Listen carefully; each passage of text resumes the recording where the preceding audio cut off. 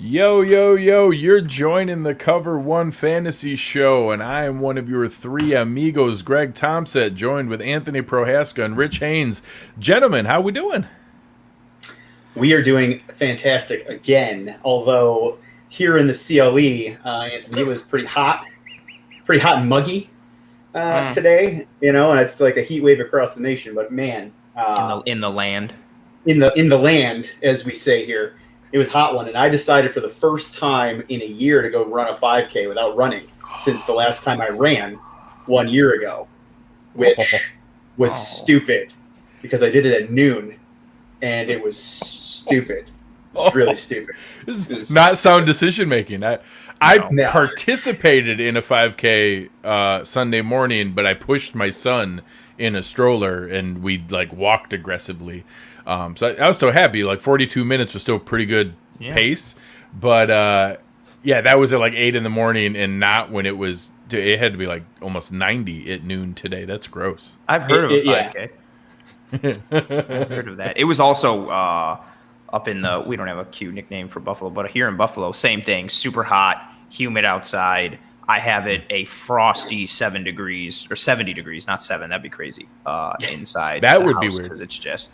I'd be down for that though. I'd rather be colder than warm because it's easier to get warm than it is to get cold. It's easier to grab some blankets and some hoodies and do some stuff versus if you're hot, the best thing you can do is get literally all jokes aside, take your clothes off and then hopefully you're cool, and if not, you're screwed. Nothing. Yeah, no. Nothing creates a greter threat to the sanctity of my marriage than control of the thermostat. That is by far the biggest debate in our house. I also tend to just run hot. So yeah, I'm I go outside, I tend to already get a little sweaty. See, I'm unless I'm on vacation, 90 degrees is not my thing. But since we're doing the intro here for a minute before we get into actual fantasy football topics, we're talking about things that are hot. I got to share something real quick to everybody that might be watching here on the screen. So this is, I don't know if you guys listened, anybody from last week, but we're going to do this for a while here. So this is some hotness from Mr. Tompsett in the middle there, doing a little ear lick to, I believe it was Scuba Steve. Yeah, that is. So, Greg, do you remember this at all? From back in the day, where we were going or coming from? So we're on our way to or back from spring break, I think. Is in your parents' van? No, this is close. So this is on the way back, I believe, from spring break from Daytona in Scuba's van, the driver. Yes. And if you see a leg kind of in the background above the last guy's head, it's an arm or a leg. That's actually me. That's how I had to ride back, for 6 hours on top of bags. It was the worst thing ever. But you guys were just having a great time taking pictures and licking ears and stuff while I was stuffed in some bags in the back. What's in Greg's hand? Is that a Kodak camera or a bottle? I can't tell. I thought it was a beer. Disposable camera makes more right? sense. Yeah. Because we're pre-smartphone. This is back at 2001, 2002 area. Disposable camera probably makes more sense. And I obviously hadn't fully grasped how to harness the power of my hair yet. I don't know what you're talking about. I think it was harnessed back then. But, again, for anyone out there watching, if you didn't join last week, since I've known Greg for a long time, I'm going to somehow incorporate some old photographs for a while some here. Ridiculously old pictures. It might not be every episode, but we'll see. I like it. I respect it. As you pour yourself a lovely drink for the evening, we're excited to announce our first formal sponsorship. And the Cover One Fantasy Show is going to be sponsored by the Underdog Fantasy app, so make sure you're checking them out at Underdog. You'll also find it in the show description here and in our setup. If you go and sign up at Underdog Fantasy, deposit $10, you get $25 for free to check out everything they have going on, best ball drafts, regular in-season DFS. We're going to be doing a bunch of listener leagues and participate with you guys. We'll actually be doing some drafts live on the show. And if you use the promo code COVER1, you get free $25. Check it out. Ton of fun. Anybody who did the draft app before, it's the guys who created that before they sold it to FanDuel. So some really creative guys, a lot of fun stuff. And I know the one I'm most excited about is the player prop parlays, where you can pick out 3 players, and if you hit on all 3 of their, over, under, yards, touchdowns, different things like that for the game, I think you can win like 6 times your money. So a lot of fun. We're going to play around with that and have a good time with it. But excited to have our first official sponsor. And as you guys were talking about you having the drinks, I started to break out some of the fantasy shirts, and tonight I got my sleeper shirt rolling. What does that mean for fantasy? What is a sleeper? So we're going to explain to you very quickly. When you have a player that you don't want anyone else to know about, one of my big sleepers for the year is one of my folks for tonight's show, which is newcomers, rookies, and additions. We're going to be going through all kinds of fun stuff of people that are in new places. So we figured as we're diving into tonight's segments and getting into the meat of fantasy football, a good place to start is who's in a different place. So, just before we dive into the names, Rich or Anthony, what have you done in the past as far as leaning into or staying away from guys who are in new situations or changing teams or rookies and things like that when you go into fantasy? We'll start with you, Anthony. For me, obviously it's like all based on the fit and like what we think and how this person, how their traits fit, what they've done in the past, how it projects into the system, so on and so forth. But for me, it's still going to come down to, I still kind of apply like the regular fantasy law of like volume is king.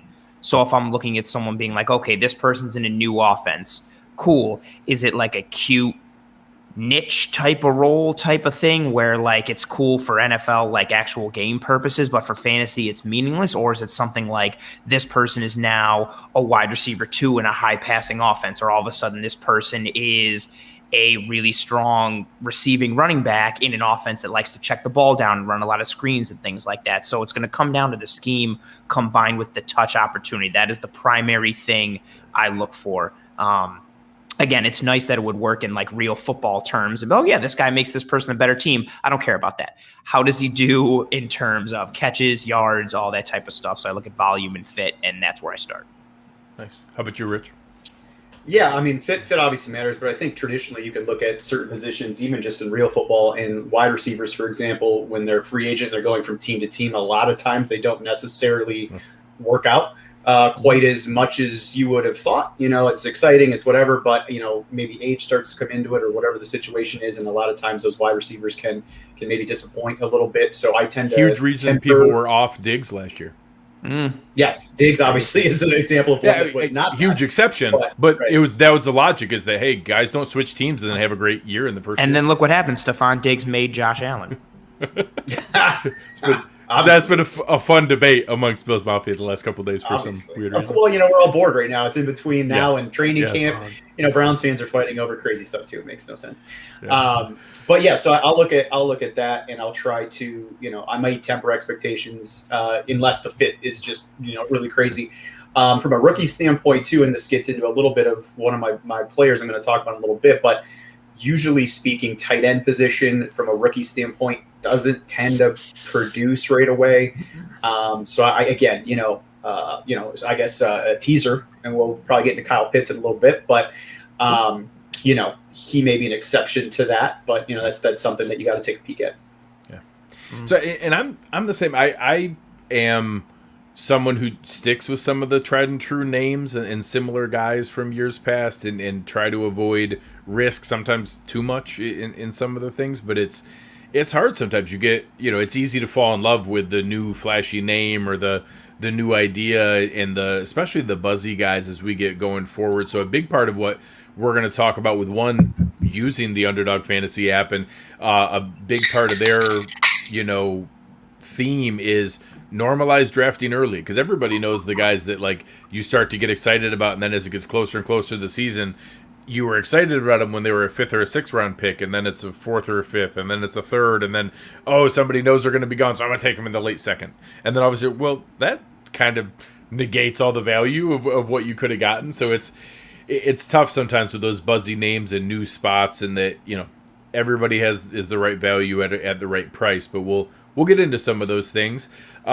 Rich, why don't we have you lead off with one of your first names for tonight's new people and new places? Sure. Before we do that, just one comment on Underdog. I put it out on the tweeter on the Internet Superhighway last week. But one thing that I am excited about that app is, again, for those that maybe use some of the other DFS sites, DK, FD, you're going to get into a lot of algorithms. You're going to get into a lot of bots. And, I'm not saying that's not going to exist at all on Underdog, but as a site that's flying under the radar a little bit, at least right now, I think it's going to be a little more pure, and you're probably going to have a little better shot, in my opinion, just from a winning perspective. So something to keep in mind. Not all of them are this way, but many of them are legitimately draft setups where instead of, like you said, somebody's out there and creates the 35 most optimized lineups and just submits them.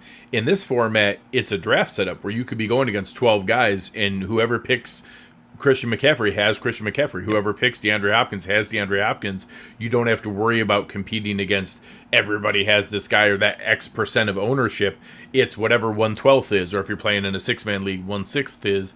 That's the odds of where those things are. So definitely some different things and reasons, but I agree that certainly saps some of my excitement in the initial run up to DFS, and then all of a sudden realizing, the guy who won had 274 lineups. Oh, okay. Yeah, I'm not surprised one of them worked. So it's definitely a bonus for the guys at Underdog and a reason to check them out. For sure. So yeah, let's just hop right in now. Kind of a newcomers. The first one I really wanted to dive into is the Chargers situation, the Los Angeles Chargers offensive line. So it's really going to be about Justin Herbert at the end of the day, but their offensive line is completely revamped this year. And, for those folks that maybe didn't pay as much attention to the West Coast last year, the Chargers offensive line was dead last in PFF's ranking in 2020.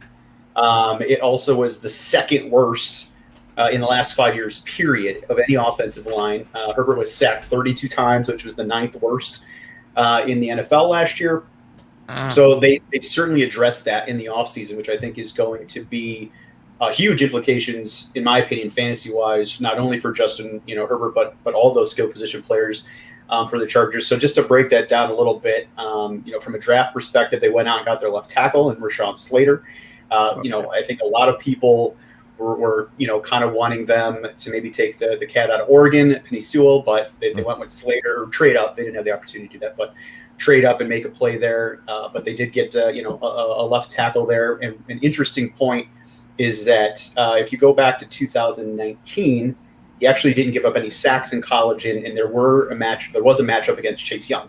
As a Buckeye fan, Chase Young, we all know, is one heck of a defensive end. So Rashawn Slater should certainly help the left side of that offensive line in Los Angeles. I have a question on the Chargers offense for you, Rich, while you're there.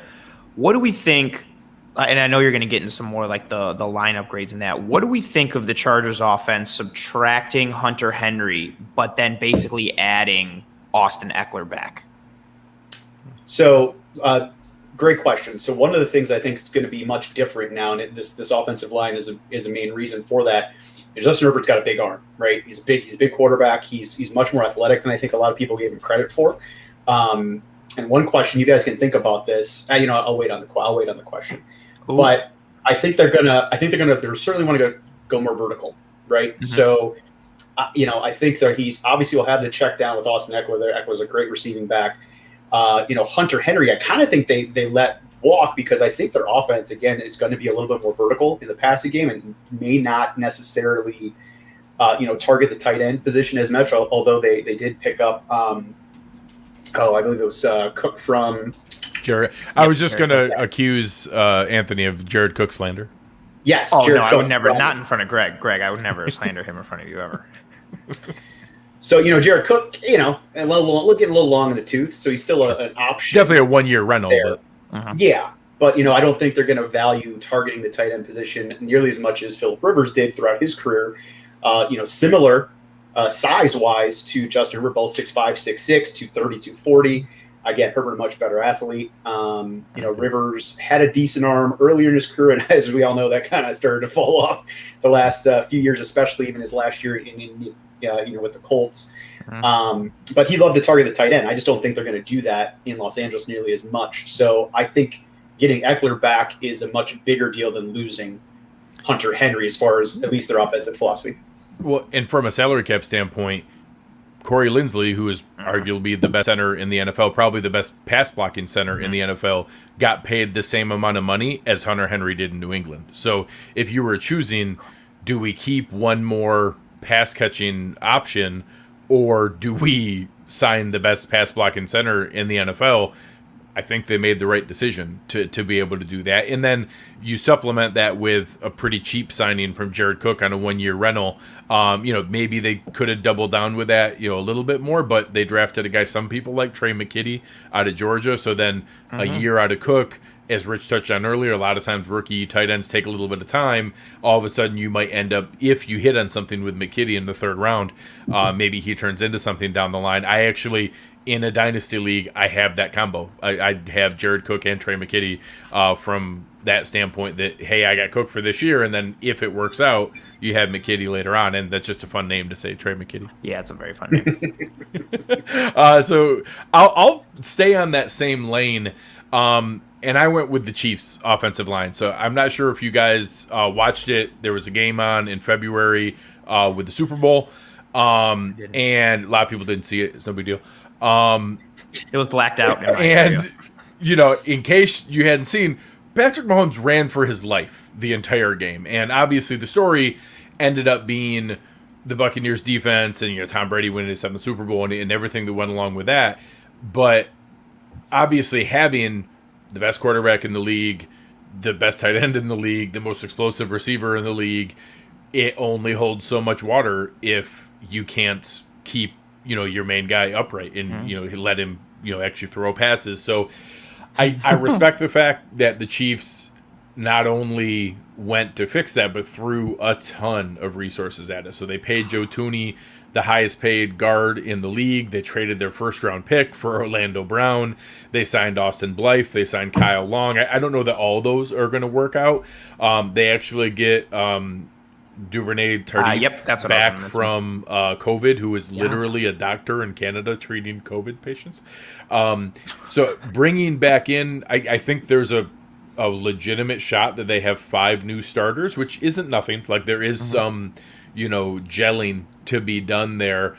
But I just think that investment, as fans of Cleveland and Buffalo, that's certainly not something I was excited to see in them fixing it. And that if you believe in the investments in those explosive offenses, just wanting to pick the not breakout because they've been fantastic, but hey, I want to ride along with this record-breaking offense, I don't think there's going to be any concern with the Kansas City Chiefs stack, even for the 3rd, 4th year in a row here. I think that you're going to have a lot of success, and I think the amount of investment they put in the offensive line is a big reason why. Yeah, they loaded up great with their offensive line. I think that was like one of the things in the offseason as we started talking about the Chiefs, not even from a fantasy perspective. I'm totally kidding. The Chiefs are going to be terrible. They're probably going to go. We saw them lose like Fisher and Schwartz, and it was like, oh my God, is their like line falling apart? And then they bring in the additions that you mentioned. They also drafted Creed Humphrey from Oklahoma, which was like, I thought was a really solid pick, and they reinforced that line. You could make the case that their line is much improved to go along with the weaponry that they still have. And if you're keeping Patrick Mahomes upright even more so than he already was, and you give him more, I don't even want to talk about it. It makes me upset. Even a sneaky one later on, some people like Trey Smith out of Tennessee. He fell a long ways to be in the 6th round. So probably not a guy you're going to see on the field this year, but another nice pick that kind of added into what they're doing. And as we kind of lean into some of the themes of our show, I liked it that, when you're swapping in these players and the way that they swapped it in for the Chargers offensive line and the Chiefs offensive line was kind of like early on in Game of Thrones where they swapped out the mountain and it was a different guy. and then they made another change, and then eventually they came up with like the big crazy badass one, and like that was the guy that kept their main guy healthy, and it was obviously seriously being able to wield him instead of Patrick Mahomes and Justin Herbert. But I like the way that eventually they landed on the right big monstrous human. Wait, is Patrick Mahomes Cersei? I'm gonna run with that. Is that where we are? I'm fine with it. I'm perfectly comfortable with running with that. I wonder who Jamie is then. Sure. That was my first and only question. Who is Jake Trav? Oh, that's murky waters. Maybe it's Travis Kelce. That's why that was my first thought. I mean, I love Kelce. He loves Cleveland, but I don't know. Is it Andy Reid? Or does he have to be Tywin? That I like that. I mean, Tyreek Hill's kind of short. Maybe we could go with Tyreek Hill and Tywin. Well, no, he'd be Tyrion. Tywin's the dad. Tyrion. Yeah. Tywin's the dad. Well, yeah, Andy Reid's definitely the dad. I could definitely see Tyreek Hill shooting Andy Reid while he's pooping too. So that's very true. Yeah. Scrap everything else we got for this episode. We're just going down that rabbit hole. This is what we need to talk about. All right, Anthony, bring us into your first new faces and new places. Well, hold on one second, Abe. Before we jump into that, this comparison is complete opposite of Game of Thrones. I just want to throw it out there real quick. So I was kind of thinking about Justin Herbert and then like Phillip Rivers, right? They're similar in size. The Chargers, basically are going to get, they had 16 years of Rivers, and now hopefully they're going to get a long run with Herbert. I don't know why I kind of thought of the fact that Full House, they just kind of had, Mary-Kate and Ashley Olsen be the same characters. It's kind of like the Chargers are getting, roughly the same quarterback maybe for a very long time. That's very clever. So, I know that might be cheating a little bit with this theme, but it's obviously completely opposite of Game of Thrones. Yes, and very, very different. Like the twins that played the boy in Big Daddy. It was really twins that were playing that guy. I like it. Oh yeah, that's right. The kid, the Sweet Life Zach and Cody kids. Yeah, see, Kangaroo song. That for anyone listening, that right there is the age difference with Anthony and Rich and I is that we're thinking of Big Daddy and he's thinking of the Sweet Life of Zach and Cody. I didn't know. Yeah. I grew up on. You guys are a little older than me, but I saw Big Daddy when I was little. That's still super. My dad let me watch it in middle school. It's fine. It's super sad and that's one of the most like moments that's like a sad movie moment, but it's still supposed to be funny when he gets like dragged out of the apartment saying like I wipe my own ass, but it's so sad because he's just trying to like show like no, I can stay. Oh man, yeah, it's a tearjerker. Kangaroo song. On that note, yeah, perfect segue to what I got. Yeah, absolutely perfect. Obvious one. Into your new faces and new places. New face in a new place. There's multiple on this offense, but I'm going to really lead with the big one. Ryan Fitzpatrick for the Washington football team. I think this was an offense last year that was, and I don't even think this is a unique point to me, I think it was an offense that was significantly hindered by its quarterback play. Dwayne Haskins was terrible. Alex Smith was nice and a good story, but did not have the skills to push the ball vertically. And I feel bad like saying negative things about Alex Smith because I respect him and his story so much, but you just saw what Terry McLaurin is capable of. And then you knew like you did not have that deep ball threat aspect with Alex Smith, and they were just really short to intermediate, and that was it. It helped guys like Logan Thomas and some of the other pieces on that team, but now having a guy like Ryan Fitzpatrick who will, for better or for worse, sling the ball anywhere and everywhere, like with reckless abandon, like he will do that.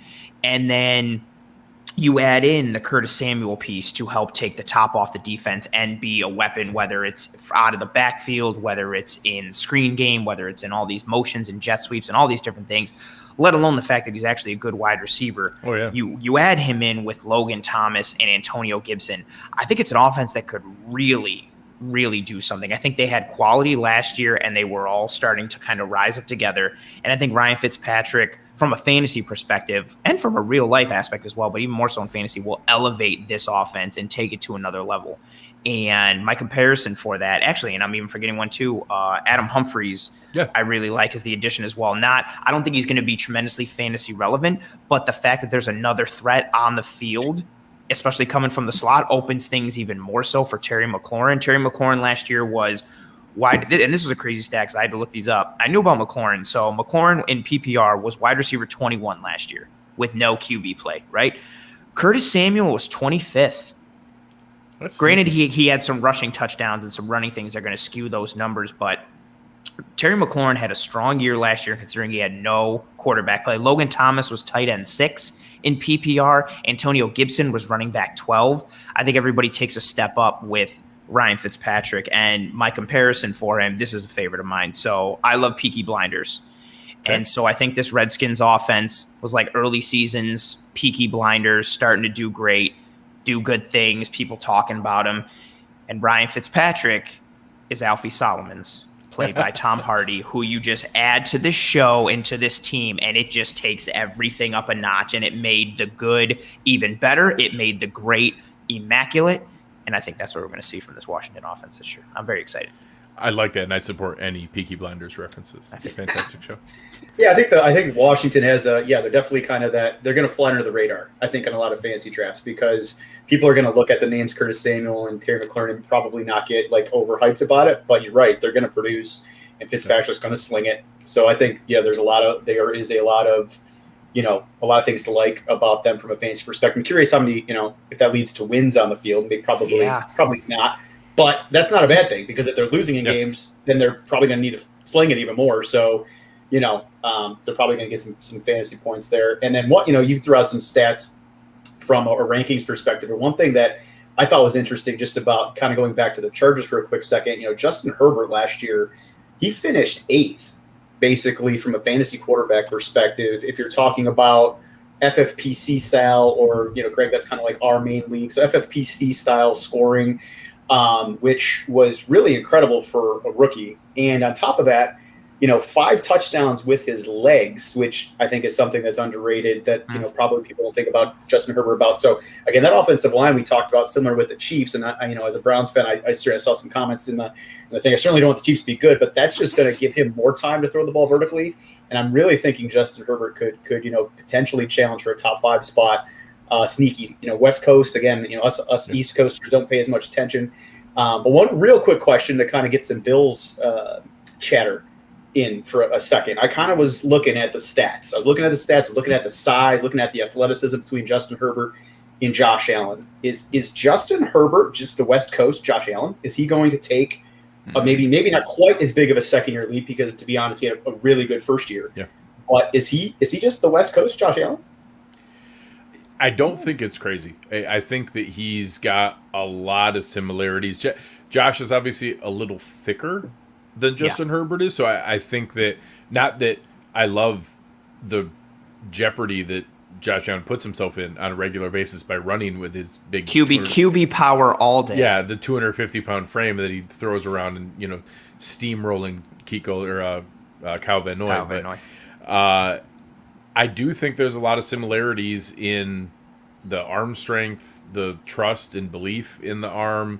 He still has size to stand up to a lot that's there. So I think that there's a lot of possibilities. And obviously his rookie year was light years ahead of where Josh Allen's was. But, if you were to say that, hey, could Herbert have a run where he ends up with 4,800 yards, 46 total touchdowns, and is in the MVP conversation? I don't think that's crazy. I don't think that's out of the... That's a good way to put it down. Yeah, Herbert is thick. Josh is thick. Got a thick dime. Because Herbert's not small. Herbert's like 235, 240. Yeah. I think they're built little... Yeah, Josh is like thicker, and I think he has more to the raw aspect of his game in terms of just his arm is arguably the strongest in the NFL, if not the strongest. But I think you very well, to Greg's point and to yours as well, Rich, I think you could see a jump for Herbert this year, similar to what we saw from year 2 to year 3 from Josh Allen, even just from the perspective of, obviously we led off this episode, talking about the Chargers. I think a lot of people are sleeping on the Chargers. And I feel like we always do this kind of every offseason with the Chargers. Everybody's like, oh, the Chargers have like a sneaky good squad. They have a sneaky good squad again. They've got a good young QB with strong weapons and now a good offensive line. They've got, in my estimation, a really good young head coach. They've got strong defensive pieces. They play in a tough division with the Chiefs, but I think the Chargers are a team that like how many people, I mean, we know because of fantasy, but how many people would know the numbers that Justin Herbert put up last year? You really wouldn't, whether it's an East Coast or versus West Coast aspect, or the fact they didn't get a lot of national play on TV. Nobody's really talking about them. And again, they play in a division dominated by the Chiefs, who are the kings of the AFC. And then you add in what the Browns did last year, what the Bills did last year. The Patriots do a ton of offseason spending. What will Tua Tagovailoa be? And the Chargers have almost become like an afterthought in a lot of aspects. I think you could see Herbert make a jump this year, and it'll be perceived similar to that Allen jump because people are going to think it came out of nowhere, and seemingly it kind of would. And you're right, and it's certainly did. I mean, just so you know, I like Josh Allen. I know, obviously, you know, you and a lot of listeners love Josh Allen, but 4,500 yards, 37 touchdowns, 10 picks, 8 rushing touchdowns for Josh last year. Justin Herbert, 4,300 yards passing, 31 touchdowns, 10 picks as well, 5 rushing touchdowns. So, you know, not far off. Really wasn't far off at all. Not far off. Now, Josh had almost twice as many rushing yards, but also almost twice as many attempts. So, you know, I think that, in my opinion, Justin's probably a little bit more accurate than Josh, but Josh is probably a little bit better athlete. But obviously they're both really good quarterbacks, and certainly quarterbacks from a fantasy perspective that I would love to have on my squad this year. Because again, you know, weapons wise, Anthony, you talked about weapons. Justin Herbert, Keenan Allen's still there. I think Mike Williams is going to be, you know, that as long as he can stay healthy, that deep threat. And then under the radar guy there, Jalen Guyton had, you know, he was almost 19 yards per reception last year in limited time. For the Chargers, he's a deep threat, and I think with more time because of that offensive line that we talked about, they're just I think he's going to be looking for those deep vertical threats. So keep an eye on all those guys out there on the West Coast. I agree. I like it a lot. Rich, we'll spin it back. What is your next newcomer that you wanted to touch on? So I do want to get into Kyle Pitts a little bit. I think, you know, Greg, you actually suggested this in kind of our pre-show meetings, and I think it's a good one to talk about. So Kyle obviously was you know, a phenomenal talent, you know, at Florida. It's interesting, his sophomore year, he wasn't necessarily, in my opinion, a standout talent, but obviously his combine numbers are off the charts. 4.4, you know, 4.440, 22 on the bench, 4.3 shuttle, 33-inch vert, and he's 245 pounds. So that's all extremely scary. And last year, you know, COVID shortened season in touchdowns in 8 games. So that's, you know, insane. The 707 yards. So he certainly, you know, can play. I think it's going to be interesting to see what he does in Atlanta. And I mentioned it earlier. I kind of get a little bit wary about rookie tight ends. But, you know, there's a coaching change, obviously, in Atlanta. Arthur Smith's the new coach. He came from Tennessee. He had a background. He coached tight ends with Tennessee for a portion of the last 10 years, as well as some offensive control coaching. So I think Atlanta might be more balanced, though, this year. I don't think Matt Ryan's just going to go sling it around because, again, Arthur Smith, from a coaching philosophy, certainly wanted to establish the run in Tennessee. I think he's going to want to try to do that with Atlanta. Now, obviously, Mike Davis is certainly not Derrick Henry. But, you know, so they could be behind in a lot of games and need to sling it. And obviously Julio Jones' departure opens up a ton of receptions, you know, to be available there. And also something that's interesting from an Arthur Smith standpoint, 12 passing touchdowns for Tennessee last year, which I believe was 3rd in the NFL. So they're, you know, he loves to split out. You know, Jono Smith was a huge benefactor of that. So he's going to probably put Pitts in positions to make plays, even as a rookie tight end. So, I certainly think he's somebody to target. But I'm not sure he's going to be Travis Kelce just yet or unseat Travis Kelce. But, I mean, obviously a hell of an athlete. And I think going to be put in some good positions by, you know, the new coach down there in Atlanta. I want to say what's up to our man Adam. He's Adam Pfeiffer over at FTN. It's a great fantasy follow if you guys are looking for more good information. I'm so torn because I love Kyle Pitts long term. I really like what he offers. I think that he's just an offensive weapon. You know, I think that calling him just a tight end is limiting the capacity of what they can use him for. In the face. Well, you know, obviously he's not a direct replacement for Julio Jones, but he's a heck of a lot closer to that than what people think of as just, oh, he's a tight end and a hand in the dirt kind of guy. Like, no, when they get on the end zone and they need an X receiver out there, it's probably going to be him, not Calvin Ridley and some of those things. It's just how quickly is that going to happen? How immediately is he going to be able to take on that role? I think he's going to get as much or more targets as any rookie tight end maybe has ever had now with just how crazy offenses are nowadays. And the only fantasy relevant big time rookie contributions have been guys that either were super touchdown heavy and had, Gronk had a fantastic rookie year, but he scored a ton of touchdowns. And then literally you're going back to like Mike Ditka and stuff like that to get rookie tight ends that break out. It's really tough. So he would have to buck an enormous historic trend.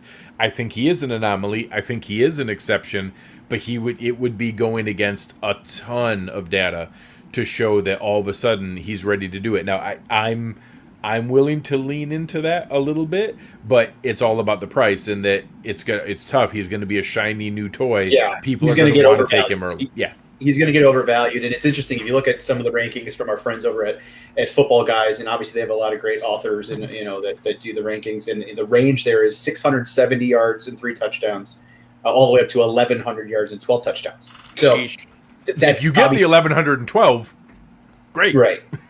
That's a gigantic range, though. So I mean, you have your experts that are a little, on the fence. And again, you Greg, everything you said is spot on. I mean, Pitts is a phenomenal athlete. I think at some point he's really going to break out. Is it going to be this year? I don't know.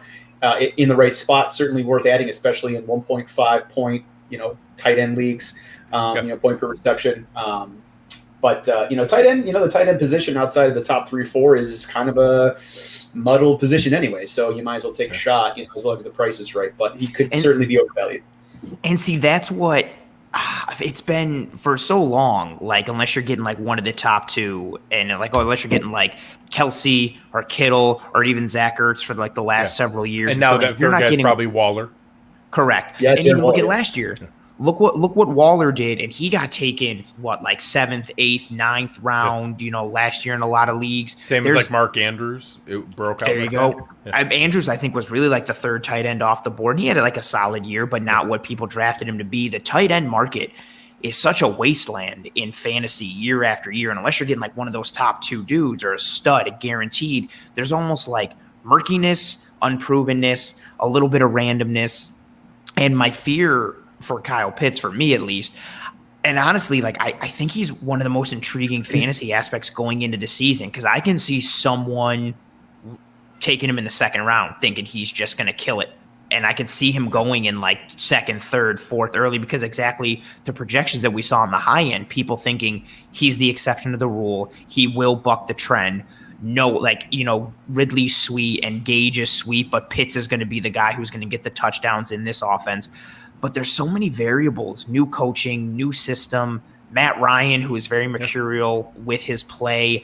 I just don't for me, I don't envision myself having Kyle Pitts on any of my teams, because I think he's going to go in like top 3 rounds. I think so. Yeah. I think you could see a lot of tight end draft, like from that position, going Kelsey, Kittle, and people taking Pitts 2nd instead of Kittle. I can see people talking themselves being like, Kittle's coming off an injury, the quarterback situation's murky, Kyle Pitts is tight end 2, I'm taking him in the 2nd round, at the end of the 2nd with the 11th pick in the 2nd, and I just think that's too rich. You got a lot of guys here talking about always waiting on tight end and quarterback. I think that's a very common strategy. A lot of people will lean into that, and with good reason, and it's for what you just talked about. I think Rich's point is going to be exactly what we see. And I do think he ends up going 4th. I think that we see Kelsey, Waller, Kittle in a pretty solid group. And then it's how fast does Pitts go there? Does someone talk themselves into, no, he's actually ahead of Kittle, no, he's actually ahead of Waller? Or are they willing to wait at all? Because if you could get him a little bit further back as the 4th tight end, I could listen to that. Obviously, if you're in a dynasty league, totally get it. Like that, you might need to wait on whether you get that big benefit this year, but I get investing in him and wanting him long term. But yeah, if you lean into it and are thinking he's going to be tight end 2 right out of the gate, those projections Rich rattled off, you need him to have 1,100 yards and 12 touchdowns. or else you're not going to. And see, that's the benefit from drop that. off. If you take him early and he produces with the 600, 700 yards and 3 to 5 touchdowns or something, and you took him even in the 4th, you missed out on what? A quality wide receiver Terry McLaurin. 2, or there you go, Mhm. Terry McLaurin, or even Antonio. No, Antonio Gibson will probably go a little earlier, but a solid still. like RB2 potential. Yeah, maybe. Or even if you wanted to go earlier and be like, you could have taken, I don't know what, like Russell Wilson in round 4 if you wanted to go QB early. If he doesn't hit, you've almost, not that you can't overcome it, but that's a hard road to come back for. And, as the season I mean, that point right there is huge because, and I think we'll talk more about strategy probably in another episode. But those first few picks, you don't really want to mess around with those first few picks. That could kill your draft. But real quick, from a pop culture standpoint, you keep saying Darren Waller, and I just keep thinking Amanda Waller and Suicide Squad, and Suicide Squad is going to come out soon, number 2, which looks way better. I was so pumped for Suicide Squad number 1, and I was just sitting in a theater like, what is this pile of garbage? And I still like it because, I don't know, like, I still like it, It's but decent. I was just disappointed in it. I just was expecting a little bit more. So Suicide Squad 2 coming out soon, and, James Gunn in charge of it, which is I think going to be. And Idris Elba. Anything with Idris Elba is gold. And Idris Elba is fantastic. I like it. So I believe Heimdall, correct, from Thor. Is that correct? Yes, that's Yep, correct. Heimdall. Yeah, Heimdall from Thor. Anyways, Amanda Waller, Suicide Squad, Darren Waller. Maybe I'll just start somehow doing a Suicide Squad thing if I get Darren Waller on my team. I like it. You can lean into it. Let's switch into our next one. It was really funny when you started going down the path of Full House. I'm like, I can't believe someone's going to take my analogy here, but you didn't. You pivoted at the last moment. So I see it in the notes. little do many people know that Bob Saget was not the first Danny Tanner in Full House. I don't know that. What? Yes, Danny. I don't know that. The pilot episode, Danny Tanner was played by a different actor and not Bob Saget. And that was kind of what it was like watching the New England offense last year, in that, they've had Gronk and Aaron Hernandez, or Gronk and Martellus Bennett, or just Gronk, who is basically 2 tight ends by himself forever. And it was so weird not to have any other of those weapons last year. And they went out and rectified that this year by signing the 2 highest guaranteed contract to tight ends in history. Adding in Jonnu Smith, who was the apple of my eye for a moment, and Hunter Henry, along with, adding some receivers. I think they overpaid for Nelson Aguilar, and then I like Kendrick Bourne, but overpayments matter long term. They don't really matter for this year. Like, they added talent. Mm-hmm. So whether Nelson Aguilar was worth, his contract that he got, which I think was more than Curtis Samuel. So whether he was worth that, correct, is going to be a question that needs to be answered at some point. It doesn't change the fact that Jonnu Smith, Hunter Henry, Nelson Aguilar, and Kendrick Bourne is adding talent to the team. So the question is, did they add enough talent to now be fantasy relevant?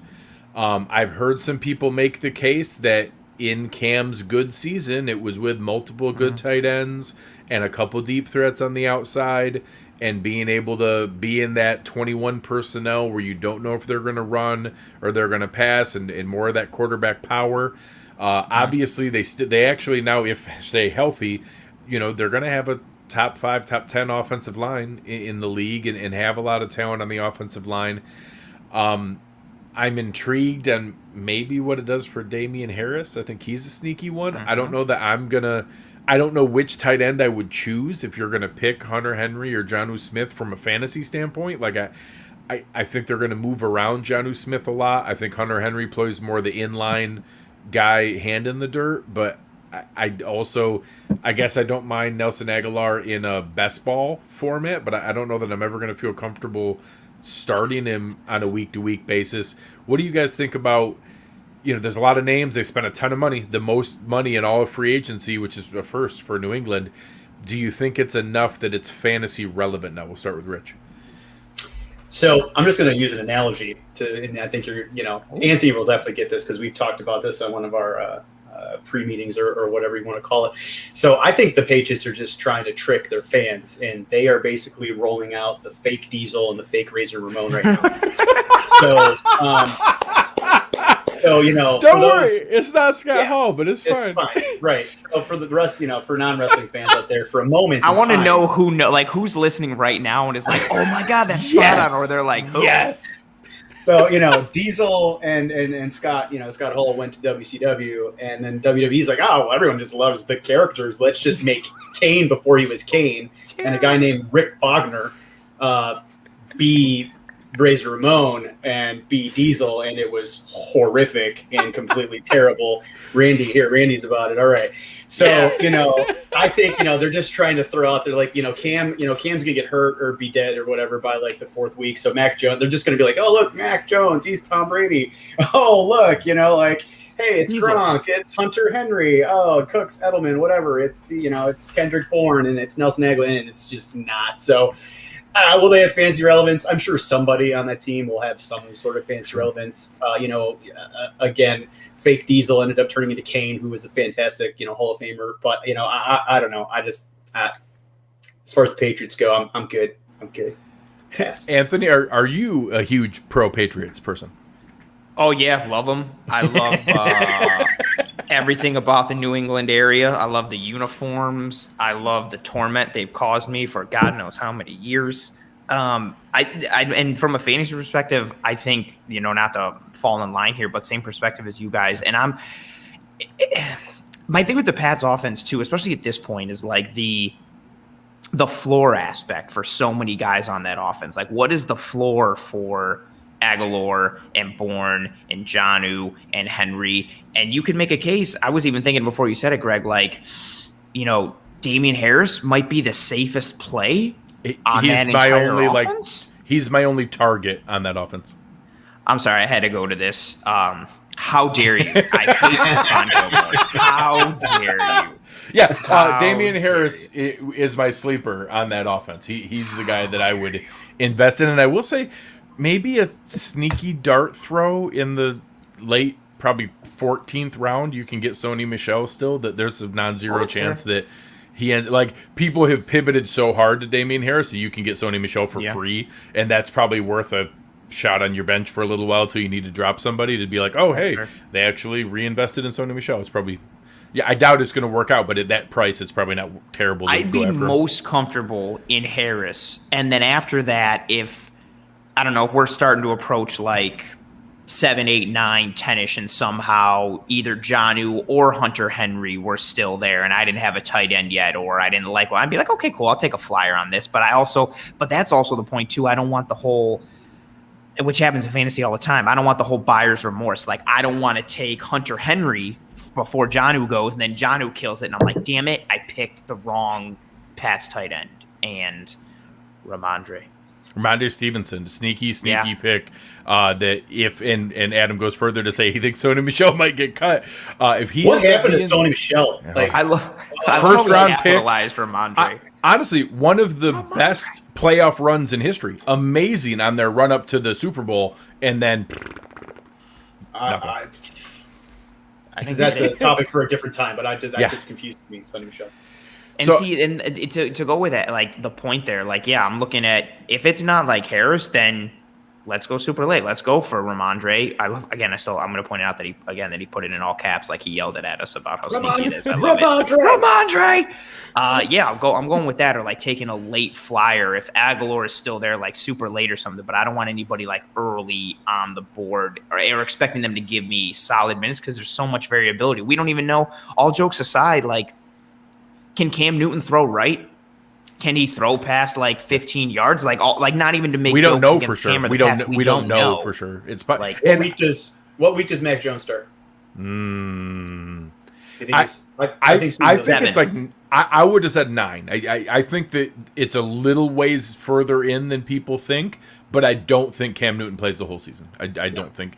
I don't know that either by performance or by health. Or injury. Right. Yeah, like in maybe it's even 60-40, 70-30 health for me. Because if he was to stay healthy, their offensive line's really good. Like, there's a chance he's passable, that he's good enough with the running game and the play action to the tight ends. Like, I think he could be functional. I don't think that it's going to be fantasy, explosive, right, but good enough that, Belichick doesn't have an obvious hook to be like, we need to remove this guy. And I do think the Patriots defense is going to be better this year. So that's keeping him in the games. Point. I wanted to bring that point up because Bills Mafia STF made a joke here. Like, I only spot start the Pats defense, can't trust anything else. But also related to that, like the Pats defense, although it was pretty crazy 2 years ago, was a really good fantasy defense. They return a lot of guys, whether from injury or from a lot of COVID opt-outs. Hightower is the biggest one by far. Massive. And people aren't really paying attention to that. I think this is we've talked about the offense, how much money they spent, but they got better defensively just from who they brought in, but majorly from who they returned. Yeah. We might see from an offensive perspective, like if they're playing strong defense, going back to the old Belichick style thing, especially with Cam, where like we're just going to run the ball like 30, 35 times a game, maybe pass it 12 to 13, and we're just going to lean on the running backs and Cam running and maybe throw some wrinkles in there here and there. But we might not even see any viable stats and fantasy offense from the exterior weaponry. We might just see old school Belichick, if he can match it with that defense, play ball controlling good defense. Yeah. And bringing up their run defense really struggled last year. Big time. Bringing back we saw that some with of the pieces. Look what the Bills did in the first matchup against the Pats, where we took a Bills passing offense. It was like, nope, we're going to run the ball a whole ton. And granted, the Pats played into that by being like, you're not going to beat us with the pass. We're going to put 6-man and 5-man boxes against you. And we ran it all day. And that run defense struggling was a huge part of that game play. And we obviously joked about the expenditures on offense and whether it was good values or not. It didn't get a lot of attention, but they also signed Matt Judon. They signed Devon Godchaux. They signed Henry Anderson. They drafted Christian Barmore. They got Dante Hightower back. They got Kyle Van Noy back for free, basically. Yep. So, I mean, they added a lot in that front seven. So I'm expecting a turnaround there. And as Y said, you never know. Cam just might need a new hat, and then everything's fine. Yeah. Real quick with that icon. The hat? Yeah. That is a hat, yeah. Real quick on the Ramondre. We were streaming Ramondre. I liked it because also, again, pop call. I feel like that should have been the name of some sort of warrior or something in Game of Thrones. I don't know. Ramondre just to me feels like that should have been a Game of Thrones name a little bit. So. I dig it. I feel like, I don't know if it's because of the all caps. I feel like somebody's in the pouring rain, like screaming the name. Ramondre! That's going to be a running theme from now on. It's definitely going to be something we go to. Well, we just talked about some defense. I think that leads into your next one, Anthony. Who do you want to speak to next about new names and new places? Adrian Peterson. No. I was like, what? Yeah. What? I'm going to need to pour some more of this alcohol if we're going to talk about AP. That's not in the notes. I'm going to stick on the Chargers bandwagon a little bit and the defense, as Greg, as you segued here. I'm a fan of what the Chargers have done this offseason, mentioned it earlier. And we talked about the offense. Rich talked about the offense, and then we all kind of, waxed poetically about them. But I think the defense is something to behold as well. Brandon Staley, the defensive coordinator for the Rams last year, number one fantasy defense in all of football, had a very, very strong year, regular season, and a strong showing in the playoffs as well. He leaves, goes to be the Chargers head coach, and gets a defense that is returning a healthy Joey Bosa, who I think we all know, every casual fan knows how great the Bosa brothers are, especially Joey. The huge, huge returning piece of Derwin James, who unfortunately seems to get hurt every year. But if Derwin James is healthy, I genuinely believe he's one of the top 10 defensive players in the entire NFL. He is a game changer. He's a monster in many forms, tremendous chess piece. You add in a rookie Asante Samuel Jr., and you pair him up with Chris Harris at the corner position. Kenneth Murray made a lot of strides last year for the Chargers defense. He comes into his second year as a linebacker for them. I really like Nasir Adderley on the back end. You got Linval Joseph at nose tackle. They've got some quality pieces. I think you're going to see a defense, and again, defense in fantasy isn't the sexiest thing, but fantasy defenses can win you some games, especially if they're a defense that can get some turnovers, get some touchdowns, get you sacks. That's where you need it. It's nice if a defense holds their opponent to 10 points, but you want sacks, you want turnovers, you want potential scores. I really like what the Chargers their defense offers from a scoring perspective in fantasy. It starts from the top with their coaching, solid organization from a talent and roster perspective. No disrespect to Anthony Lynn, but just it's okay to disrespect Anthony Lynn. Fair enough. I didn't know if he was on your Jared Cook. No. I was actually borderline rude to Anthony Lynn last year. I was making the case he was I actually made the case he was a worse game coach than Adam Gase. The Adam Gase got destroyed because of his system and his lack of infrastructure and control over the organization, which he is worse. But like actual in-game decision making and like knowing what to do in the moment, Anthony Lynn was the worst coach in the NFL.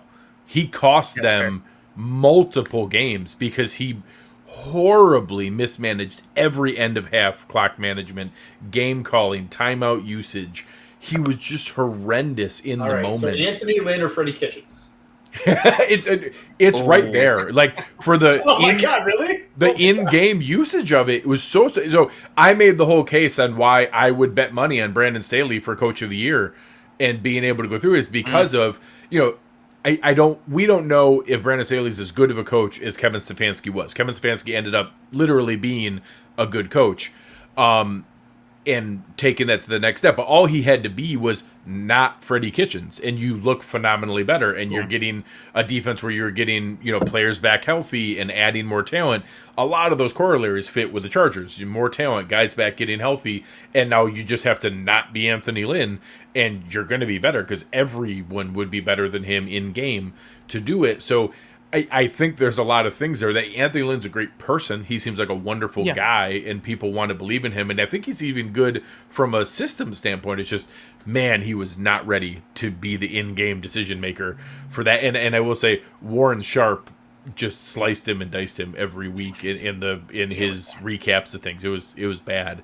But I will say, I think that your two conversations fit together really well, because if the Chargers offense takes off and takes another step forward, like what we saw down the stretch, and then the defense, you have that secondary and that defensive line playing with a lead, you could see some fun things from a fantasy standpoint, and it may be something to be able to go through and have something to play off of. So I think it's certainly potential in that realm. And I will say why I was asking here. The Freddie Kitchens and Anthony Lynn in the last year of Rex Ryan are right there in the triumvirate, giving Adam Gase a run for his money. Good. Anthony Lynn just was a train wreck for the Chargers. And you mentioned two great things. I'm going to work backwards from them. I love the idea, I have it in my notes here, of teams having to play behind because of playing that Chargers offense. So we see defensive stats maybe potentially a la to those old Colts defenses with Mathis and Freeney, and they just took advantage of beautiful. Bullet Bob won Defensive Player of the Year playing in that defense. Bullet Bob just couldn't stay healthy. Yeah, I love that aspect. And a lot of Derwin James corollaries there. Actually, you know what? You're not crazy. Oh man, Bob Sanders was awesome when he was going. You also mentioned some words that tie in perfectly to who my comparison is for this little mashup. So you mentioned things like infrastructure and strategy. Infrastructure was the big one, right? So we leave from Anthony Lynn, we bring in Brandon Staley, and I think there's more infrastructure, more system analysis, better cohesion, better management, better running of the ship, because things were so poor before.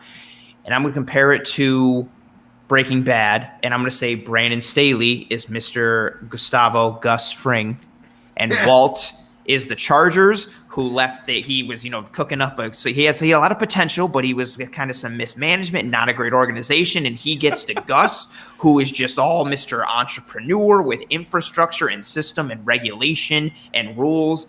And Walt just starts to climb those charts in terms of, his profession. And I think that's what we could see from the Chargers defense this year, and in accordance with that team as a whole. Say my name. Oh, that's beautiful. I love that show.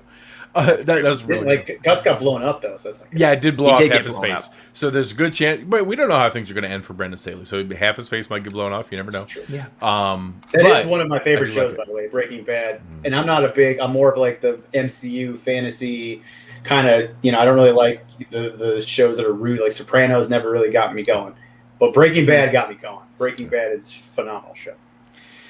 So, Rich, take us into our next new face in new places. So this is not a new face necessarily, kind of similar to Justin Herbert, but I think I want to talk about it because I think the opportunity is new and I think going to be potentially fairly significant fantasy wise. So I want to talk about J.K. Dobbins in Baltimore for a minute. So JK, I'm a Ohio State fan, so I hated he was going to rival. I'm a Browns fan, whatever. I hated he was going to the Ravens, but I loved him coming out of college. And last year, the Ravens did some weird things with that running back by like super committee. It wasn't even by committee; it was by like a large, like a gathering that certainly was frowned upon during COVID. Right? It was huge. This gigantic gathering of running backs. They did not maintain social distancing. No, they all were like touching each other bad. So JK last year, he only got 9 carries per game, but he got 6 yards per carry.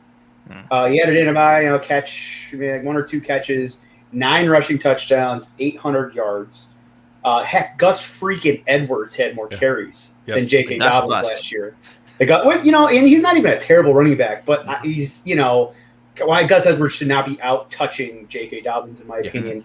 Not with the draft investment and the potential. No. And what I think is interesting this year from an opportunity, newcomer, opportunity perspective is, Mark Ingram left the situation. So not that Mark got a ton of touches last year, it was only 72 touches. But in that offense, I feel that's significant because I think the Ravens need to run the ball to be successful. Lamar is averaging 160 touches per year over the last 3 years. That has to decrease a little bit. I mean, he's always going to get the ball running a little because, he's so dynamic that it's not that they're going to like all of a sudden make him a true pocket passer, but just from an injury, avoidance standpoint, that he can't have 160 carries per year. So between the 72 carries vacated by Mr. Ingram, let's even reduce the Lamar carries to like 120, 125, whatever. You're probably going to get 200 carries, touches out of JK, and at 5.5 yards per carry. So let's even, reduce the 6 is kind of great. Let's even reduce the 6 a little bit. It's 1,100 yards. He's probably going to get 12 touchdowns.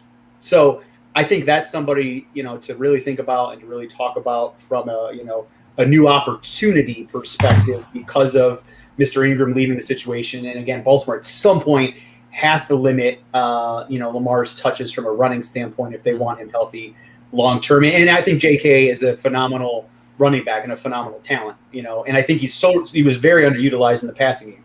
So, maybe Lamar can check down a little bit more. We'll see. I don't know. That's not really Lamar's MO, but, I think that you could do way more from a bubble screen perspective for JK. So Mr. Dobbins is somebody I wanted to bring up from an opportunity standpoint.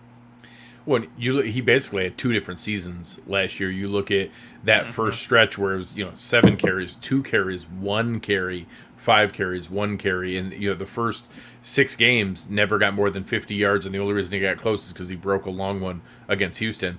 Then down the stretch, the final 6 games, scores a touchdown in every single game, more than 10 carries, more than 11 carries in every single game, 50 plus total yards, every single game, including 160, 113, and finally showed that, hey, this guy has that potential the entire time, and they finally went into it. And I agree. I think that you can have a scenario where Dobbins and Gus Edwards, maybe the two of them have 350 carries, and maybe it's 200 for Dobbins and 150 for Edwards, and instead of a 3-headed monster, it's a 2-headed monster with then adding in Lamar Jackson.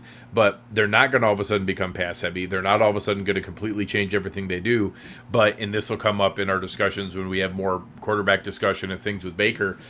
I do think that there's an interest in both organizations to see what they have to make sure that, hey, we're about to invest an obscene amount of money in these guys.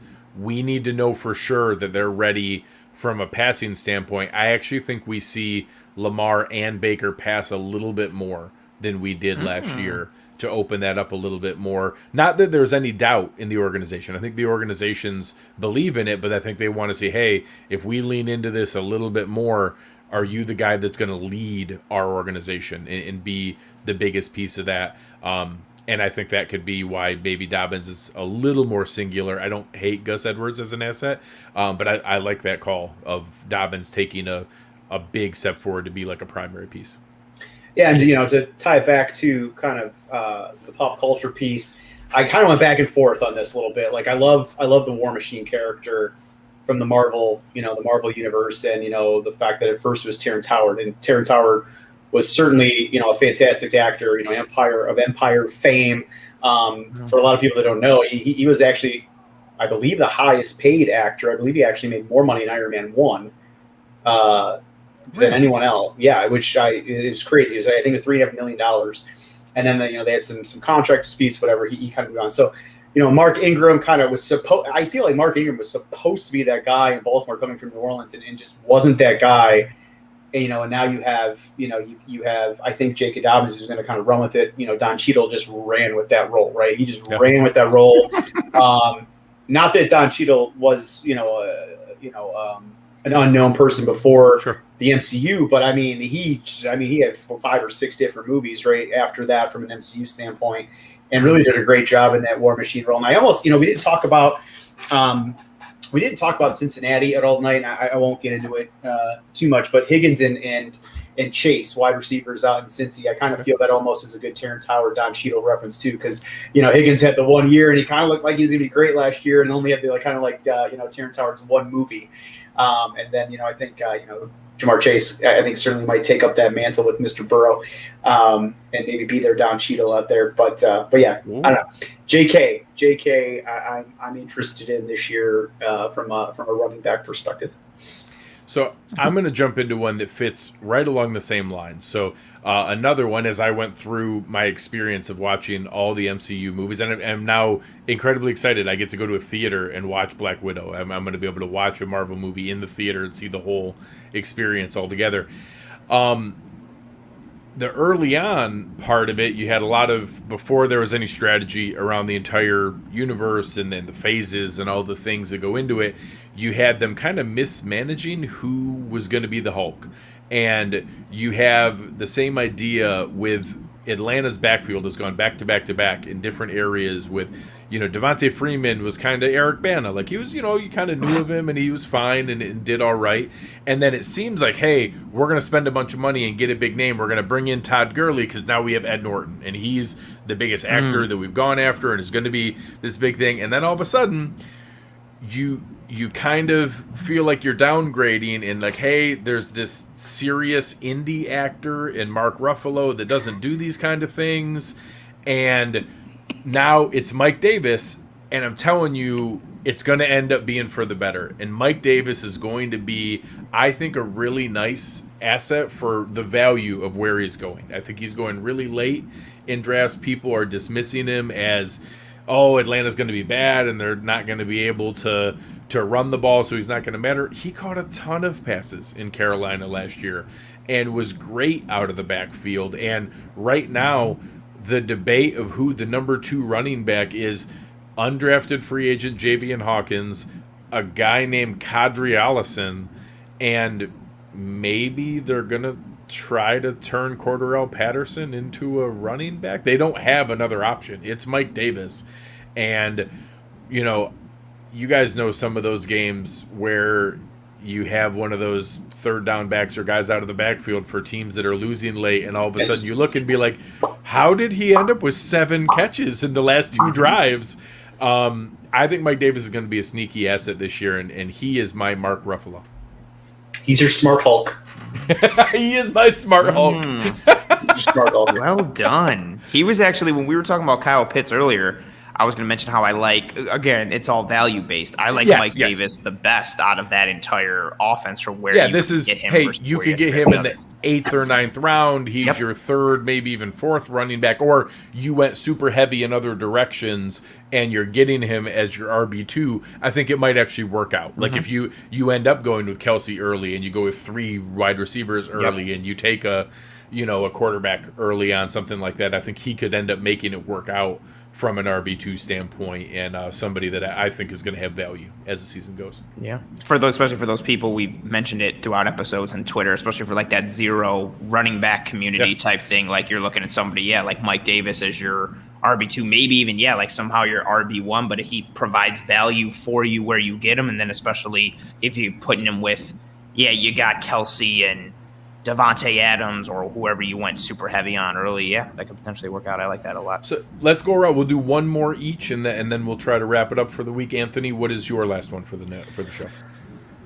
The New York Giants offense, and the addition of Kenny Golladay and the return of Saquon Barkley and just the type of questions that offense has right now. Kenny Golladay, when healthy, is a monster. Super reliable receiver.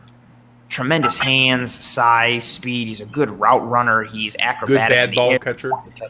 Yep, exactly. Like pulls it down. You just get it near him, and he'll come down with it with that wingspan, the athleticism, tremendous. But he's often injured. Saquon, if we're just looking at it from a pure, like, not production standpoint, but built, like, what should an NFL running back look like in today's NFL? Saquon Barkley, just monster, arguably the best running back in the NFL when healthy as well. And then Daniel Jones, in a year where people are trying to figure out what is Daniel Jones, what can he be from an NFL perspective, but also from a fantasy perspective. Can he be viable? The idea of Kenny Golladay coming onto this team, I think, opens up a lot for this offense. Granted, he has to stay healthy, but I think the addition of Kenny Golladay, now you're pairing him all of a sudden with Sterling Shepard, you're pairing him with Darius Slayton, maybe Evan Ingram cures some of his. Tony. Yep, drafted Kadarius Toney. You've got tremendous weaponry for Daniel Jones to succeed. I like what they did for Daniel Jones in kind of almost doing, I don't want to say what the Bills did for Josh Allen, but doing that whole like, hey, we're going to surround you with stuff to see if you really can do what we need you to do. Isolate the variables so you can decide if it's him. Exactly. Isolate the variables, see what's up. And I'm really excited for what they could be. I don't think they play in a division that is tremendously tough. I know Dak comes back and is healthy, and the Eagles could be better, should be, maybe, will be. You know, Washington won the division last year at 7-9. There's a ton of variables in that division. There's points to be had on that offense, and I think Kenny Golladay unlocks a lot. I think the addition of him lessens the potential workload for Saquon. It lessens people being able to stack the box, all those types of things. And I think my comparison for Kenny Golladay here is, I think moving forward, because I think Golladay works out in New York. I think he opens up some things for Daniel Jones. I think the two become a very good pairing and duo as we go forward. And when it's all said and done years down the road, I don't think we'll remember the time when Kenny Golladay wasn't with the Giants and wasn't with Daniel Jones, much to the comparison that I'm going to bring here. When Mr. Ben Wyatt and Chris Traeger were brought on to Parks and Rec, Ben Wyatt played by Adam Scott, Chris played by Rob Lowe, and people don't remember that they weren't really around for the first couple of years, and they are synonymous with that show and their roles and how ingrained they are into that TV show. It was like they were there from the very beginning, and nobody remembers, oh yeah, no, they were added on later, and they were kind of like, not bad guys, but they were almost like Leslie's foil in the beginning and so on and so forth. And I think this is the beginning of something very good for the Giants with what Kenny Golladay is. We just got to hope he stays healthy, but I think we get a little bit of Ben Wyatt and Chris Traeger in one for Kenny Golladay when we look at things down the road from now. That's a sneaky one. As Rich talked about his favorite shows, I do not have very many sitcoms in my favorite TV shows. Parks and Rec is pretty close. Parks and Rec is pretty fantastic. That's a really good one. Nice. Rich, did you have your final one queued up and ready? Yeah. So this, I actually wanted to make it more of a little bit of a panel discussion on the last one, because there's a lot of rookie quarterbacks this year, and I think it's an interesting class. So I'm going to name out the rookie quarterbacks. I'm curious. Two questions really. Who do you think is in the best spot to succeed fantasy wise here in year one, and then who sits the longest, or I guess we can look at it two ways, but who sits the longest before starting, or who, maybe who starts right off the bat? You could answer that question however you want. So, of course, we have Trevor Lawrence in Jacksonville. We have Trey Lance in San Francisco, Justin Fields, go Bucs, in Chicago, Zach Wilson with the Jets, and kind of fat, lurpy Mac Jones with skinny fat. So yeah, skinny fat guy with the Patriots, and as you can tell, I hate Mac Jones, but it's also probably because I'm a Buckeye. But hold on. All right, I got to go on a little bit of a rant on Mac Jones for a hot minute. I mean, Mac Jones. He was a product. He was a product of the system in Alabama. I mean, he did not have to throw to a wide receiver, in my opinion, that was covered basically ever. between Devonta Smith. I mean, Devonta Smith he was running 15 yards past coverage. I mean, the Buckeyes were trying to cover with linebackers in that watching Tough Borland chase him down the sideline is not a great sight. Rough. Waddle is a fantastic wide receiver as well. Najee Harris, come on. I mean, maybe he's going to be good, and maybe I'm going to be wrong, but I just think he sucks, and I think Mac Jones is terrible. And if for all the Bills fans out there, you probably love every second of that. And yes, I'm a little bit. Now we're going in hour and 15 minutes. A little Evan Williams might be speaking on that one. A little bit. I like it. But anywho, back to the question at hand. Those, the 5 rookie quarterbacks there. Who do you think? Is in the best spot to succeed fantasy-wise, and then who's going to get that chance right out the gate versus who might have to wait for a little bit. So, Anthony, out of the 5 quarterbacks, how many do you think start week 1? I think it's 2 out of 5. Yeah, I think it's 2 as well, and I'll go. You're thinking Trevor Lawrence and Zach Wilson? Yeah. Yep. And then I think Trey Lance and Justin Fields come on relatively soon.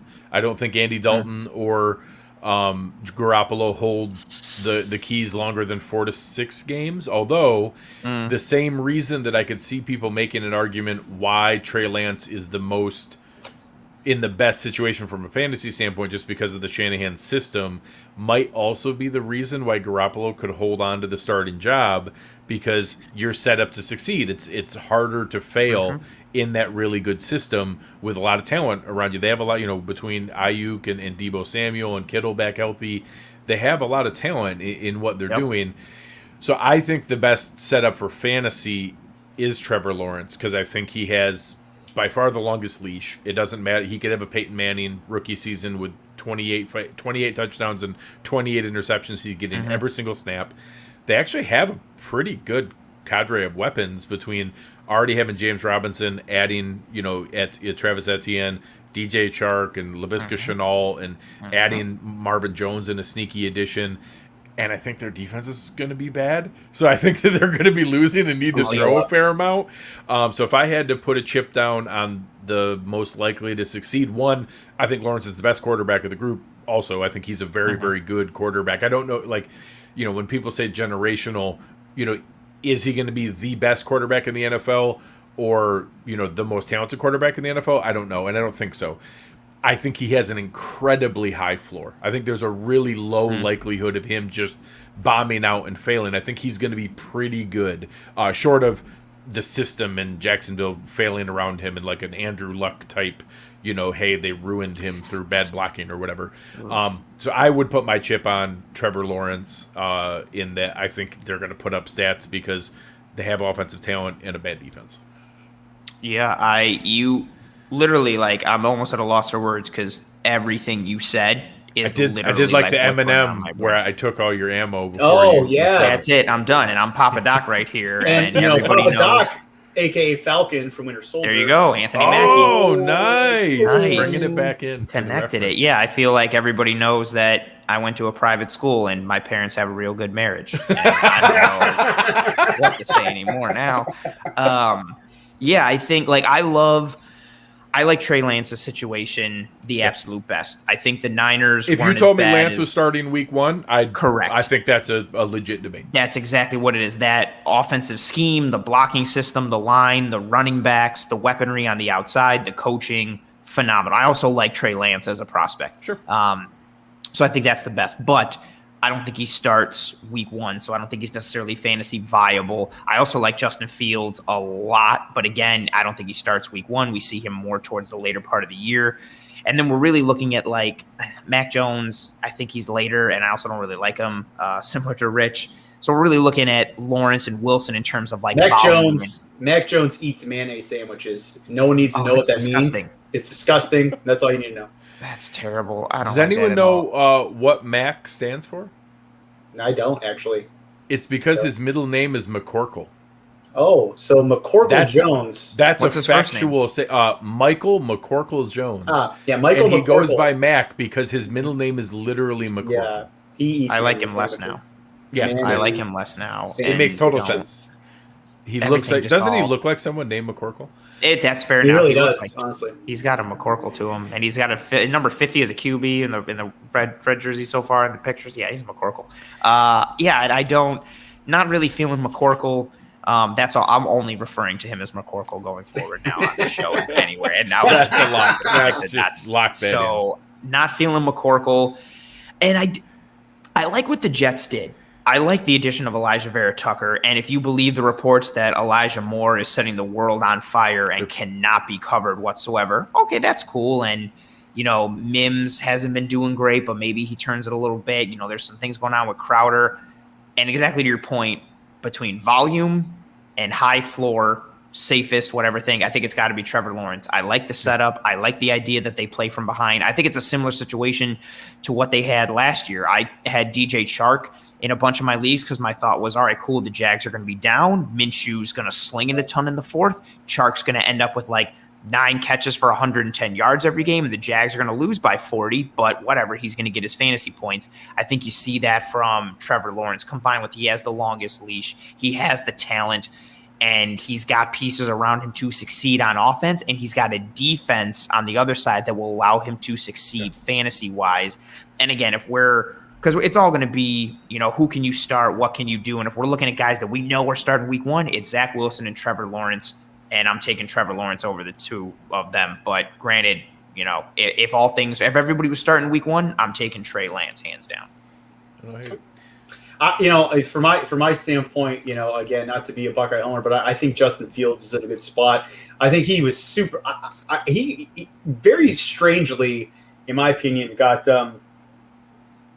underrated going into the draft. I mean, the performance he put on last year, and in those playoff games, getting absolutely just destroyed in the semifinal and coming back. Broken ribs with 6 touchdowns against Clemson. That was against awesome. Clemson. Awesome. I hate Ohio State. I hate Ohio State, and that was awesome. I mean, he is not, he's not a running quarterback. He gets that moniker sometimes. I mean, he is a heck of a passer, and I think he's in a decent spot in Chicago. And I don't think Andy Dalton is going to hold him off for long. I mean, Allen Robinson is a great number 1 to have from a safety outlet. Darnell Mooney and Anthony Miller, both are decent 2 and 3 wide receivers. Montgomery and Cohen out of the backfield are Montgomery and Cohen is a great check down third down running back. I think Montgomery had nobody realizes how good of a year Montgomery had, especially down the stretch. He's almost like a completely forgotten about running back. He did very solid for the Bears last year. So I think Fields is going to be interesting out of that group. I'm personally not really a big Trey Lance guy. I could be wrong on that, but I don't know about that. Sure. I also feel like and you guys, I mean, obviously your opinion certainly could be correct. I like Kyle Shanahan, but I don't know. I don't have the same respect or I guess I don't know. I'm not as on the San Francisco bandwagon as much, maybe as others. Maybe I'm probably in the minority on that one. But we'll see about Trey Lance. But I don't know. Justin Fields for me is somebody that I think he's going to push Andy Dalton out of the way pretty quickly in Chicago. And no offense to the Red Rifle there, but I think he's going to get pushed out of the way pretty quickly. I'll give you a little bit of ammo, Rich. There is no coach in NFL history that is more respected for 3 of his 4 seasons being 6-10, 4-12, 6-10. Fair. Well, with the wheels falling off and so many guys getting hurt. There are reasons. There's a lot of injuries. There's reasons. The one good season was 13-3 into the Super Bowl. There's a lot of bad injury luck in those years, but he's been a coach for 4 years. 3 of the 4 years are 6-10, 4-12, 6-10. I mean, honestly, I wish he was still on the Browns staff. Yeah, sure. Yeah. I think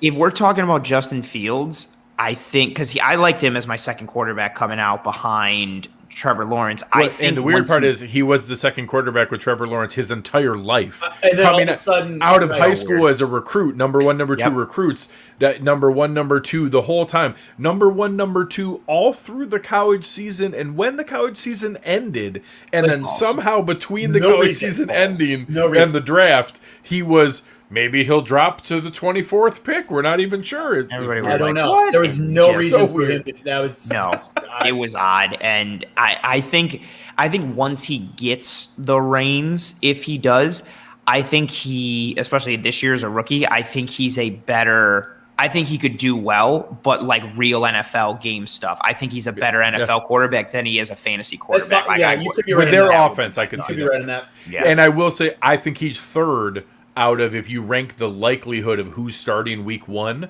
I would put him third after Lawrence and Wilson. So I'd put him ahead of Lance and ahead of Mac Jones in odds to start week 1. I think he's slightly ahead of Lance from that standpoint. That's very interesting as well. Obviously, still flip of the coin. They still, obviously, Matt Nagy has still said Andy Dalton was QB1, although in an interview later on, he did a lot of the as of this point and a lot of qualifier statements that made me think that maybe he's not quarterback 1 as much as Yeah, people think. I'm just waiting for Allen Robinson to come off the field once and be like, "Can we put in Justin Fields, please?" Or I'm leaving like the city. And they're like, "All right, Justin, go in." That's probably going to happen in the second quarter of week 1. Yeah. Well, and honestly, this is by far the best quarterback Allen Robinson's ever played with. If you wanted to look down a sad laundry list of quarterbacks, What? Blake Bortles wasn't amazing. Yeah, it's fantastic. You're doing a disservice to Nick Foles, sir. He's a legend.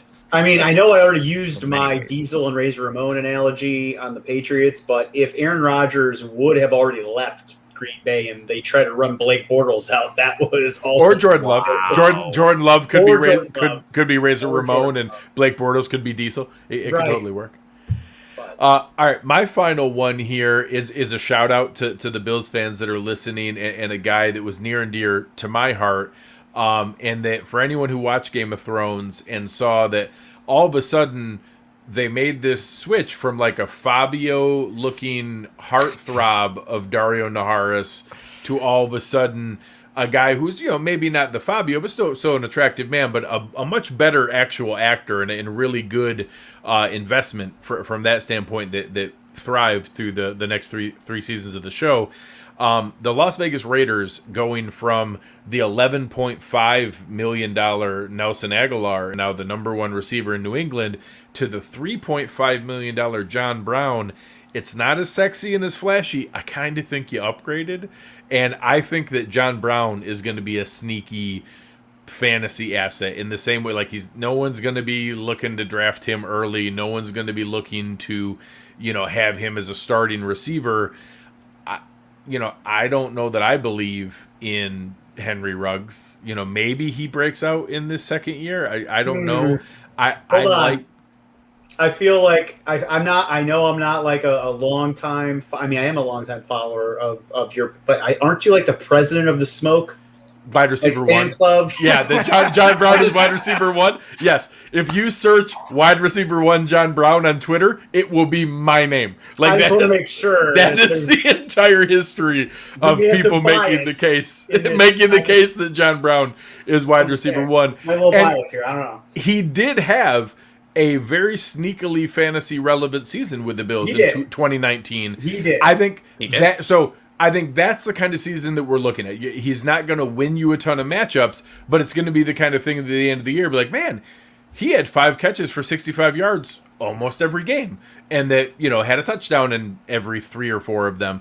But I could easily see him getting 65 catches for 1,050 yards and 6 touchdowns, and that, hey, when I needed to start him, I got a guy that can play, and that I could see Derek Carr leaning on him more than just hoping and praying that you have a Ruggs breakout or that Brian Edwards can stay healthy or whatever the other options may be. It's why Darren Waller got so many targets and so much last year. I think that John Brown could be a little bit of an option for them. Also, Darren Waller is in charge of Suicide Squad, so that's why he got so many targets. Well, that's true. That's accurate. It's a multi-talented man. Well, Greg, I need to ask you a question though. So Ready.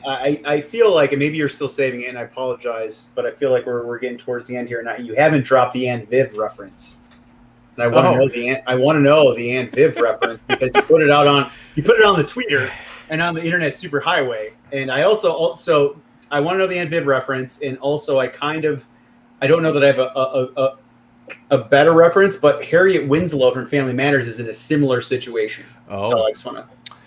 Very nice. And so one of the most famous was, I actually also nearly did it with the sister in Fresh Prince, right? No. In Roseanne, the Darlene. Becky. No, not Darlene. Becky. The other one, Becky. Theirs was actually so comical that they made it a joke in the show. Yes. About her switching Alicia back and Goranson forth. and Sarah Chalk. Wow. That's a pull right there. That is a pull right there. Goodness. So yeah, in the preview, I did, and it's funny because there's the initial actress for that played Aunt Viv in Fresh Prince was fantastic, and apparently had a crazy falling out with Will Smith and refused to work with him, which is a weird choice when he turned out okay. Well, and he was pretty much the show. Like he was. Right. He pretty was the much Fresh Prince. The deal. Yes. He was born in West Philadelphia and born and raised. Yeah. On the playground is where he spent most of his days. Yeah. So I'm gonna use that analogy for your favorite team, Rich. And that I'm being sarcastic. So Najee Harris is Will Smith. Like he's good. I hate you right now. He's good. He's talented. And that they're swapping out the other people behind him on the offensive line, and it's just not going to matter which Aunt Viv that you had. It's still there, and that I'm nervous that I know a lot of people, and in dynasty drafts, Najee Harris was often going pick one, and the number one choice that's there. I've heard people talk about him being a late first rounder in redraft.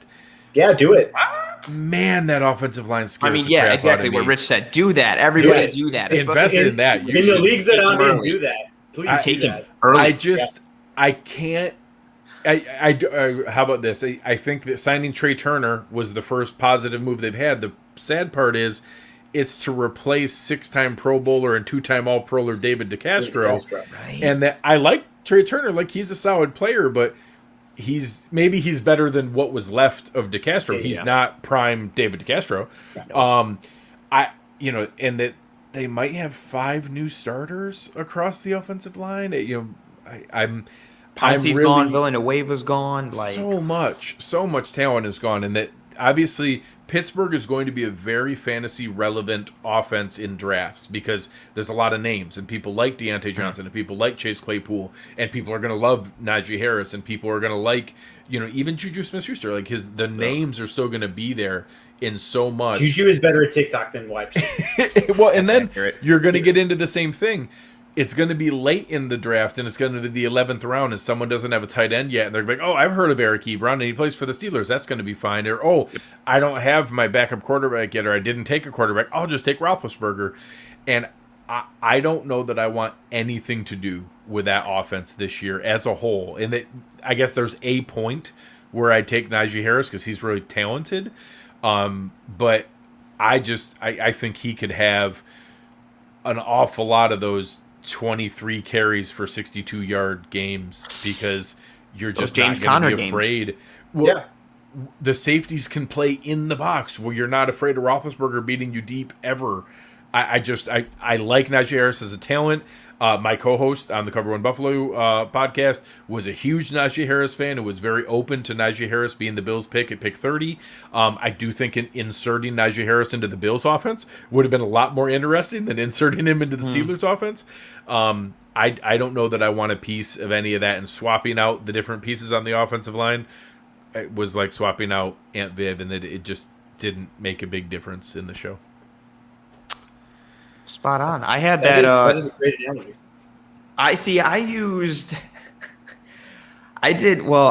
the Steelers offensive line and Najee Harris, but I used the Steelers offensive line as my Dariona Harris, not for a bad thing, but just to the fact of they put him out there no one's going to notice. And the Steelers are like that. No one's going to notice that Villanueva's gone and Pouncey's gone and DeCastro's gone. It'll be fine. Nobody's going to notice. It's what's the TikTok thing? They're going to know. How will they know? Like that's exactly like is what I'm thinking of it. They were just like, no, we'll just switch actors. Nobody's going to pay any attention and no one's going to have any idea. But we do know, and we're going to realize it exactly to your point. Like, especially when you pair it with an offense, look what the Washington football team did at first. And then the Bills followed it up against the Steelers with everybody was just like, oh, wait, they're really not going to throw the ball past like 8 yards. Okay, let's all just creep up and then condense the field and see what happens. And it just went like that for the entire rest of the season. Eventually, Taron Johnson just sat on one and took it back for a touchdown. Literally, you never had to respect anybody getting behind you because Roethlisberger couldn't get it there. No, and I like Najee Harris a lot as well. I thought, especially with his style, he's a way better receiving back than people realize. He looks like when you picture what is a Pittsburgh Steelers running back supposed to look like, it looks like Najee Harris. Like that's the kind of guy that they've always had, like that kind of bruising, tough running back. It made sense from a historic standpoint. They're just going to waste his talent.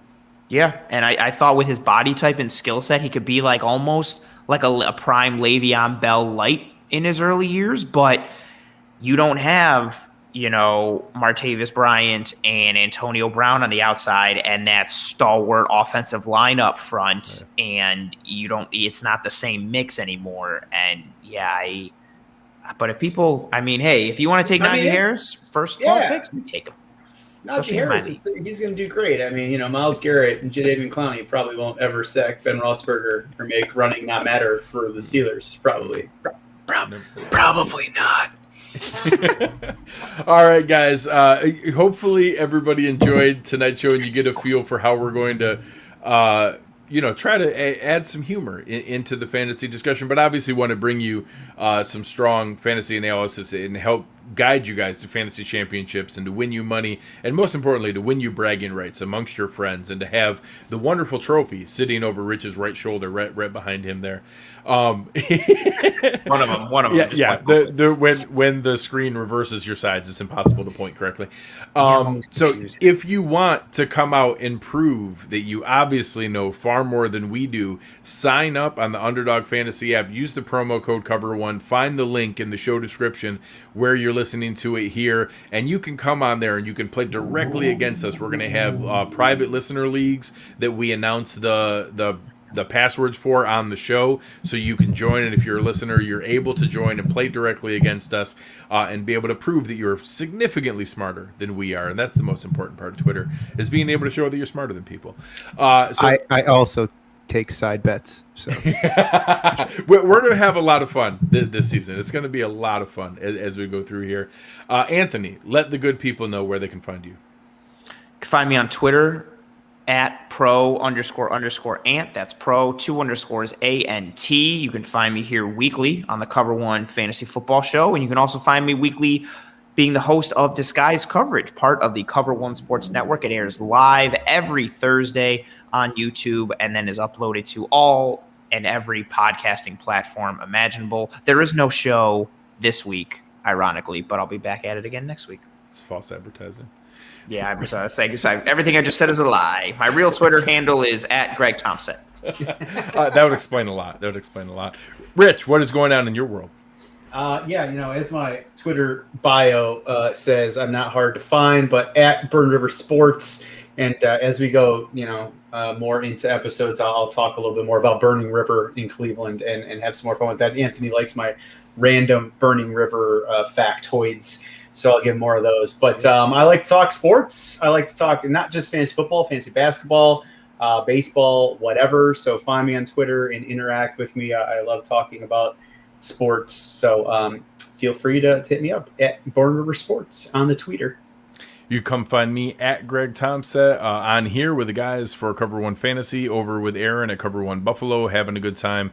Wherever you're listening to us, give us a like, give us a rating, give us a review. I know it's cheesy and a pain in the butt. It really helps us a lot, especially with a new show like this. We're just trying to get off the ground. Let some people know about it. A lot of people love fantasy. We're trying to get some of this content out there that will be relatively evergreen. Shows like tonight will be good to be able to listen to in August when you're getting ready for your draft. We're going to try to do a lot of that with strategy shows, breakdowns for positions, going through mock drafts, and being able to lay things out there. So let people know about the show. Let people know where you found it. Give us a rating. That really means a lot. We'll probably do some contests coming up that if you give us a rating on the sites that you're on, that could be an invite into our private leagues to play against us. So we'll be able to do some fun stuff like that. But please help us out. Give us a like, give us a rating, give us a review. It means a whole lot. But on behalf of Rich Haynes, Anthony Prohaska, I am Greg Tompsett. You have been listening to Cover One Fantasy, and we are out.